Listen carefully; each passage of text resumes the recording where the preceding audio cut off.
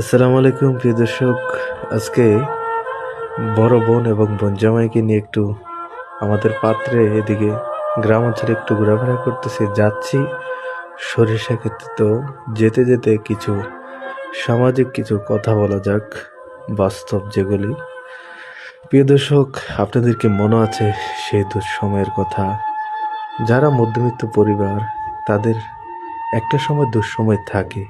তো বিষয় হয়েছে, যারা খাবার অপচয় করেন তাদের উদ্দেশ্যে বলবো। প্রিয় দর্শক, একটি বিয়ের অনুষ্ঠানে যাওয়ার পর দেখলাম অনেকগুলি খাবার তারা নষ্ট করছে, মাংস, পোলাও, অনেক খাবার দাবার নষ্ট করে বিয়ে সাজিতে। তো সকলের উদ্দেশ্যে এই কথাগুলা, আপনারা খাবার বিলি করার সময় বলবেন যে যতটুকু খাবেন ততটুকু নেন, নষ্ট করবেন না। সমাজে খাবার নষ্ট করার যে গুনাহের কাজগুলি, সেগুলি মানুষকে শিক্ষা দিন মুরব্বীরা বেশি বেশি করে, যে খাবার যেন মানুষ অপচয় না করে।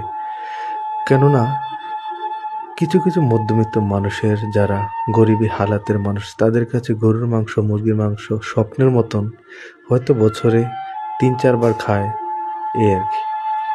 প্রত্যেকেই অপচয়ের কথা মনে রাখুন, তবেই